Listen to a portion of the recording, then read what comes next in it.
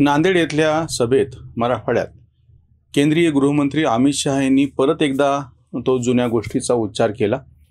बाळासाहेब ठाकरेंना काही वचन उद्धव ठाकरेंनी दिलं होतं आणि शिवसेनेचा मुख्यमंत्री करेल असं सांगितलं होतं, त्यांचा मुद्दा आहे तो।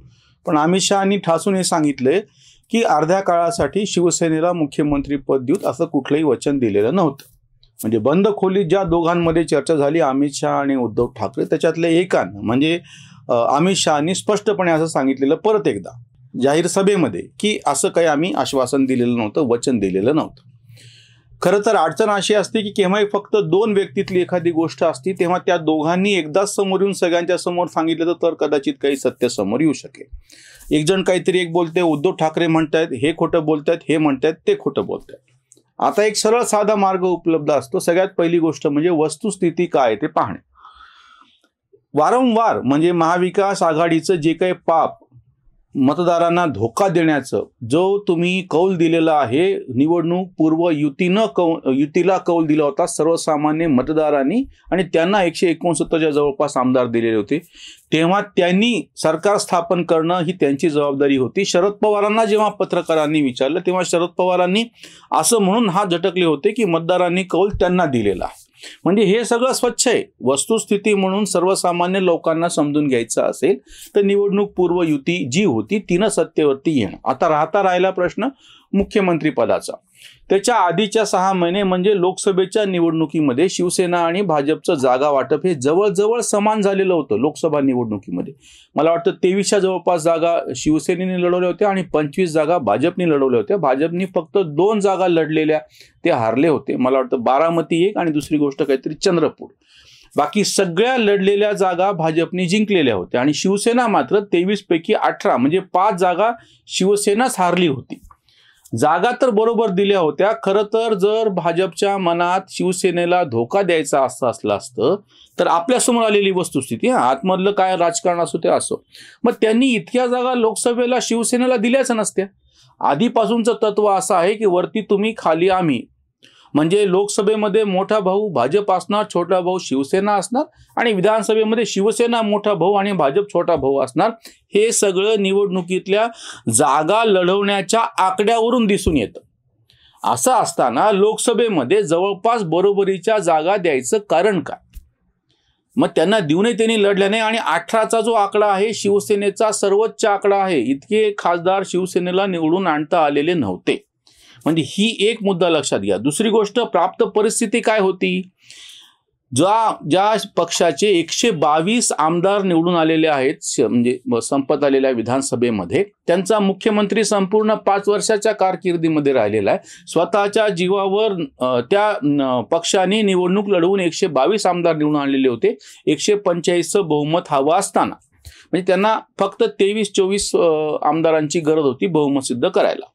अशा परिस्थितीमध्ये तो पक्ष ज्याचे 63 आमदार आहेत त्या पक्षाची युती करताना तुम्हाला अर्धकाळ मुख्यमंत्रीपद देईल हे वचन देईल कसं?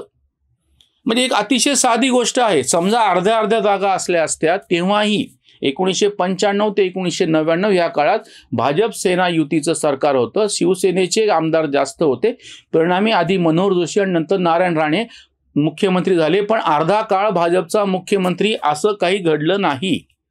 नंतरच्या 15 वर्षाच्या कालखंडामध्ये भाजप शिवसेना ते विरोधी पक्षामध्ये गेले, काँग्रेस राष्ट्रवादीमध्ये जागा वाटप तर काही झालं नव्हतं। 99ला स्वतंत्र लढले होते, पण त्यांनी करार करून घेऊन काँग्रेसचा मुख्यमंत्री हे मान्य केलं।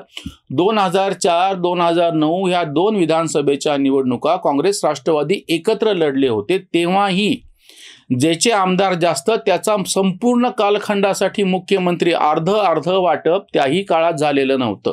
म्हणजे आधीची युतीचे साधारणतः 4-4.5 पावणे 5 वर्ष, नंतरचे हे 15-20 वर्षाचं महाराष्ट्रातलं राजकारण आपल्याला हे सांगतं आहे की ज्याचे जास्त मुख्यमंत्री ज्याचे जास्त आमदार त्याचा मुख्यमंत्री।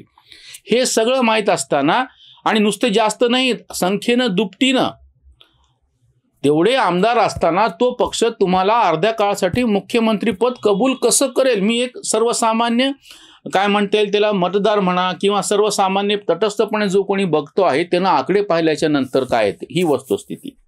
नंबर 2 मुद्दा जो समोर येतो तो प्रत्यक्ष या सगळ्या निवडणूक प्रचाराच्या काळात म्हणजे लोकसभेचाही प्रचार तुम्ही बघा, त्याच्यानंतर विधानसभेचा प्रचार बघा, प्रमुख चेहरा म्हणून वारंवार देवेंद्र फडणवीस यांची छबी त्या सगळ्या फलकावरती झळकलेली आहे. त्या कुठल्याही प्रचार सभेमध्ये उद्धव ठाकरेंचं एक वाक्य मला कोणी शोधून दाखवा की मी पुन्हा येईन हे जे लिहिलेलं आहे ते फक्त अर्ध्या काळासाठी आहे, उरलेल्या अर्ध्या काळासाठी आम्ही म्हणजे शिवसेनेचं तिथं आम्ही येऊन बसणार आहोत, कारण की आम्ही तसं बाळासाहेबांना वचन दिलेलं एकही सभा नाहीये.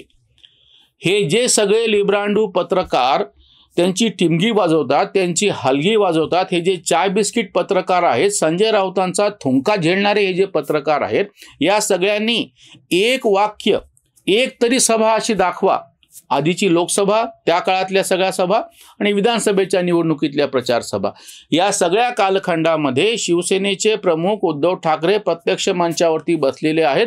ते किंवा संजय राऊत सारखे त्यांचे पंटर कोणीही असं बोलतं आहे की अर्ध्या काळासाठी शिवसेनेला मुख्यमंत्रीपद असेल असं काहीतरी दिसतंय का? दुसरा एक ह्याला जोडणारा पुरावा मी बिहारमधला देतो.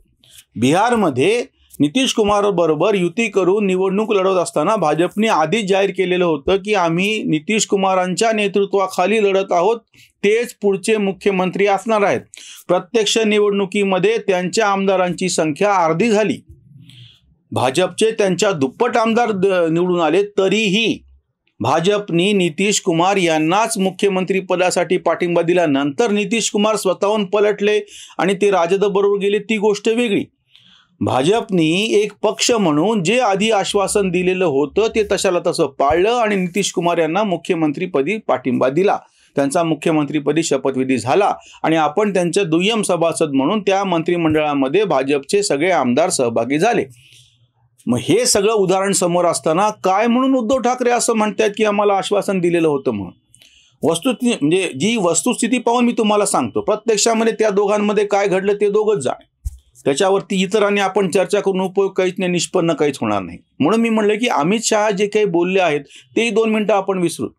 वस्तुस्थिती म्हणून 122 आमदार तेव्हाच्या विधानसभेमध्ये असलेला पक्ष 5 वर्ष म्हणजे वसंतराव नाईकांच्या नंतर पहिलाच मुख्यमंत्री आहे महाराष्ट्राचा.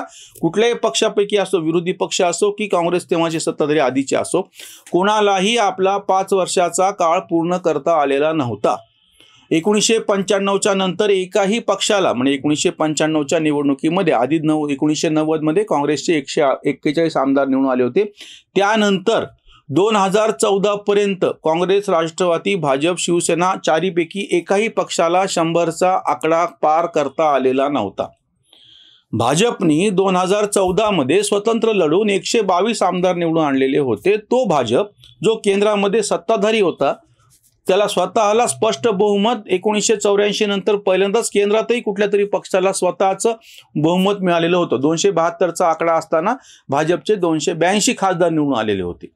हा पक्ष दुसऱ्या एका प्रादेशिक पक्षाची की ज्याचे आमदार अर्धे आहेत त्याच्याबरोबर काय म्हणून असा करार करेल की तुम्हाला आम्ही अर्ध्या काळासाठी मुख्यमंत्रीपद देऊ, सत्तेचं वाटप करू, हे एक वेळ ठीक आहे, आपल्याला स्वतःच्या जीवावरती बहुमत नाहीये, त्याच्यामुळे तडजोड कोणाशी तरी करायची आहे, तेही निवडणूक पूर्व युती करून मतदारांच्या समोर जाऊन उद्धव ठाकरे खोटे कुठे ठरतात, प्रत्यक्षामध्ये अमित शहा आणि त्यांच्यातलं काय बोलणं झालं ते जाणे. मी परत सांगतो, वस्तुस्थितीवरती दोन्ही मुद्द्यावरती ते खोटे ठरतात. एक तर प्रत्यक्ष आकडे त्यांच्या बाजूने नव्हते, त्यांना जवळपास सारख्या जागा लढवायला प्राप्त झालेल्या असतानाही त्यांना तेवढ्या जागा जिंकता नाही आल्या. किंवा मी जुनं उदाहरण सांगतो, 288चा जो आकडा आहे विधानसभेतला त्याची विभागणी अशी होती की 117 विधानसभेच्या जागा भाजपने लढवायच्या आणि 171 जागा शिवसेनेने लढवायच्या. हे 1990 पासून प्रमोद महाजन आणि बाळासाहेब ठाकरे यांनी तयार करून दिलेलं सूत्र होतं. असं असताना सुद्धा भाजप सेनेच्या निवडून आलेल्या जागांमध्ये फारसा फरक कधीच राहिला नाही. शिवसेना ही नेहमी स्ट्रायकिंग रेट कमी ठेवणारी असे पक्ष आहे, जास्त जागा लढवायच्या, कमी निवडून आणायच्या, आणि भाजप कमी जागा लढवायच्या आणि जास्त निवडून आणायच्या. हे सगळं असताना, संपूर्ण संधी असताना, 2014ला स्वतंत्रपणे निवडणूक लढवलेली असताना सुद्धा जेव्हा की उद्धव ठाकरेंना 63च्या पुढे आमदार निवडून आणता आलेले नाहीत, ते कशाच्या जीवावरती दावा करत होते की तुम्ही आम्हाला अर्ध्या काळासाठी मुख्यमंत्रीपद द्या. आणि प्रत्यक्षामध्ये एकही सभेमध्ये तसं दिसलेलं नाही. म्हणून अमित शहानी आता जो पुनरुच्चार केलेला आहे की आम्ही असं काही ठाम सांगितलेलं नाही, त्यांच्या बोलण्याला जोर प्रत्यक्षामध्ये मी परत सांगतो की त्या दोघात काय घडले ते दोघंच जाणे. कुणाची आपण बाजू घ्यायचं, वकिली करायचं काही कारण नाही. पण जे समोर आकडे आणि वस्तुस्थिती दिसतात त्याच्यावरून उद्धव ठाकरे खोटं ठरत आहेत. त्याच्यावरची ही उसंतवाणी. नंदीग्रामी शहा बोलले ठासून, उद्धवे घासून धोका दिला. बंद खोलीतले खोटे ते वायदे, स्वतःचे फायदे सांगणारे. दिले नाही कुठे काही ते वचन, खोटेच भाषण उद्धवाचे. पुन्हा मी येईन हेच होते खरे, आता गेले चरे काचेवरी. खुर्चीसाठी त्यांनी दिला आम्हा धोका, पाहून या मोका अनैतिक. संजयासी काही सुचेना उत्तर, उघडे थुत्तर लोकांपुढे. कांत अंगाशी ये खोटा रडा खेळ, हाती उरे केळ उद्धवाच्या. आता जी महाविकास आघाडीची परिस्थिती झालेली त्याच्यातून हे परत सिद्ध होते की ह्यांनी जो काही खोटेपणा केला, ह्यांनी जे काही अनैतिक पातळीवरती कामं करून ती सत्ता प्राप्त केली ती त्यांना नीट राबवता आली नाही. अगदी 2014 ते 2019 याही काळामध्ये खिशामध्ये राजीनामे घेऊनच हे त्या मंत्रिमंडळात होते. त्याही काळामध्ये स्थानिक स्वराज्य संस्थांच्या निवडणुका स्वतंत्रपणे लढवून कधीही शिवसेनेला एक नंबरचा पक्ष होता आलं नाही. 14 ते 19 त्यांच्याबरोबर सत्तेमध्ये सहभागी असतानाही निवडणुका भाजपने स्थानिक पातळीवरच्या स्वतंत्रपणे लढून स्वतःचा एक नंबर सिद्ध केलेला होता. महाविकास आघाडीच्या काळामध्ये तर निवडणुका त्यांनी घेतल्याच नाहीत कोरोनाच्या निमित्त करून. नंतरही जेव्हा निवडणुका झाल्या, नगरपंचायतच्या एकमेव निवडणुका झाल्या, त्यातही भाजपच परत एक नंबरचा पक्ष ठरलेला होता. आणि त्याच्यानंतर आता झालेल्या निवडणुकांमध्येही भाजपने स्वतःचा एक नंबर सिद्ध केलेला होता. पण हे सगळं उलट.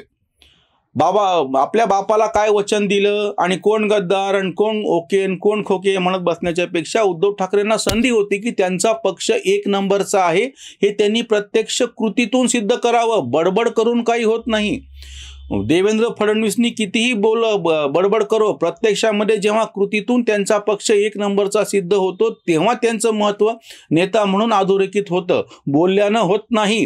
रोज सकाळी 9 वाजता पत्रकारांना बोलवून बेछूट बडबड केल्यानं संजय राऊत सारख्या बेताल लोकांमुळे पक्ष वाढत नाही. आता अमित शहानी ज्या ठामठोकपणे ठासून नांदेडला जाहीर सभेमध्ये परत एकदा उद्धवांचा खोटेपणा उघड केलेला आहे, त्याच्यातून त्यांच्या नेतृत्वाची मर्यादा सिद्ध होते उद्धव ठाकरेंच्या. आता जर त्यांना त्यांचा पक्ष मोठा कसा असेल आणि आपण आपल्या बापाला काय वचन दिलं होतं हे सिद्ध करायचं असेल तर पहिले पक्ष एक नंबरचा करून दाखवावा. निवडणुका समोर आहेत, स्थानिक स्वराज्यापासून सगळ्यांच्या पुढच्या निवडणुका समोर आहेत. तेव्हा बघूयात काय घडतं ते, मतदार कशाला कौल देतात ते. इथेच थांबूयात. धन्यवाद.